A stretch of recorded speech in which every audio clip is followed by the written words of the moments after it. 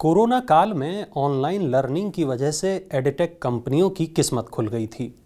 अचानक ऊंची डिमांड ने एडटेक कंपनियों के राजस्व को बढ़ा दिया था, लेकिन कोविड-19 के बाद स्कूल दोबारा खुलते ही एडटेक कंपनियों के अच्छे दिन खत्म हो गए।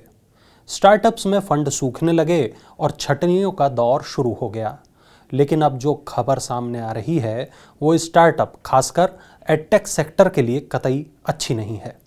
देश की सबसे बड़ी एडटेक कंपनी बायजूस ने वित्त वर्ष 2020-21 के लिए वित्तीय परिणाम 1 साल की देरी के बाद आखिरकार बुधवार को जारी कर दिए हैं।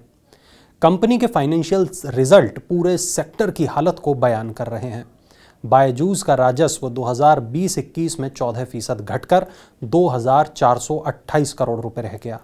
इससे पहले वित्त वर्ष में कंपनी का राजस्व 2,704 करोड़ रुपए था। वित्त वर्ष 2020-21 में बायजूस का घाटा 17 गुना बढ़ गया है। इससे 4,500 करोड़ रुपए का शुद्ध घाटा हुआ है। यानी 1 साल पहले 2019-20 में यह घाटा 262 करोड़ रुपए था। इस घाटे के पीछे कंपनी ने सफाई भी दी है। बायजूस के संस्थापक और सीईओ बायजू रविंद्रन ने कहा कि अकाउंटिंग प्रैक्टिस में बदलाव की वजह से घाटा ज्यादा दिख रहा है और रेवेन्यू के आंकड़ों में कारोबार में हुई महत्वपूर्ण वृद्धि का हिस्सा नहीं दिख रहा। करीब 40% राजस्व को आगे आने वाले सालों में समायोजित किया जाएगा, जिससे मजबूत वित्तीय ग्रोथ और बेहतर आंकड़े सामने आएंगे। रविंद्रन ने कहा कि कोविड रिलेटेड बिजनेस मॉडल में बदलाव से करीब 40% राजस्व आगे आने वाले वर्षों में प्राप्त होगा। कंपनी के अकाउंट का ऑडिट डेलॉयट हस्किंग एंड सेल्स ने किया है, जो दुनिया की 4 बड़ी टैक्स कंसल्टिंग कंपनियों में से एक है।